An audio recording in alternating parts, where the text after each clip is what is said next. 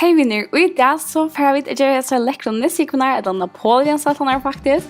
Tyvärr blev den första parten av uppdöknet här ibland eller gör dödje borster, men jag ska visa teckna på när så det skulle göra, så jag hoppas det kan hjälpa dig och igång till dessa läckra NISSUHÚGVUR. Och vi börjar uppskrifterna till NISSUHÚGVUR eller Napoleons så läges. Tillfället till dödje som råttarna är 130 gram smör, 300 gram kveitemehl, omlag 445 gram florsukker og søguni 8 egg. Tilfære til fytlene det som innan og til 300 gram raven marsipane, 100 gram florsukker og så en eggjakvide. Og tilfære til projet er 200 gram sjokolade og så kan du bruke glasur, bom og annet pinta vi som tohelder gjerne pinnan i sig. Arbeidsåteren for dødje er at vi elter smøret, kveitemehl, florsukker og egget sammen, og elter ordentlig vel sammen til det hunger fast, og tilbrøsene bruker mikser eller fyrla. Og så skal du sette det køleskapet i cirka en halvan eller en time. Og arbeidsåteren for fytlene, det som inne i, er at vi elter marsipan og florsukker til det hunger vel sammen. Sen rörar vi äggjakvidan och tog och vi ältar väl och sen gör vi så små kulor som det så oftast vi har så plattorna och det hjälper att händerna vaknar så att det inte hänger fast till det sen det klever ut. Så vi rullar dodgy ut och gör små fyrakanter. Dessa fyrakanterna tar vi över en bakarovnsplatta av bärspapper.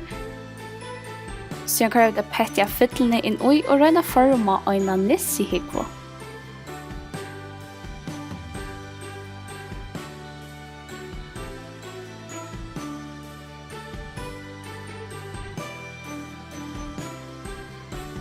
Du kan sätta små toppar och NISSUHÚGVUR. Sen sätter vi bakarovn på 200 grader och sätter kakorna mitt in i ovnen och i omla 15 minuter möjliga minne. Och efter så tar vi kakorna ut och låter det kölna av bakarovns rist. Sen smälter vi chokladen i vattenbad.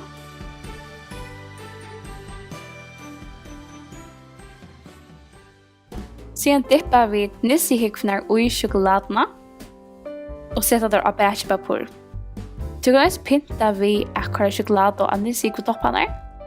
Så kan du prøve vi bomme eller glasur i øren som gjør at det lyder smør og NISSUHÚGVUR. Og i jar og julekalenderen så hørte vi en søv om en jente som Sáru, og jeg helt om hun fikk et omedelig godt hosgått. Så jeg har vi også gjort krukker ved versen som man kan fylle ved kakon eller brende mandlon eller sjokoladerosinen eller kanskje peron som man kan gjøre omkring som man ikke går vid eller noen granna og glede til og at han har også vittner for tøymen om evangeliet og om Jesus. Og jeg har skrivet av krukkene ved glas og porselenpennon fra 2x3 i havn. Og det man ved at man tekner av krukkene og så kører man der i ovnen i 90 minutter av 130 grader. Da krukkene kølner så kan man pynta der vid tøye og øron og fylle der vid kakon.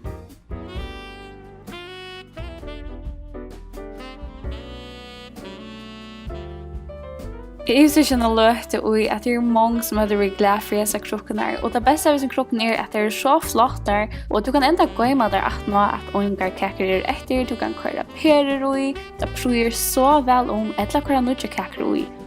Og jeg gav en for om og minne en av Sáru krukka, og jeg vet at hun hever henne inn og elsker å køre nødje kaker i, og bare ha henne som pynt.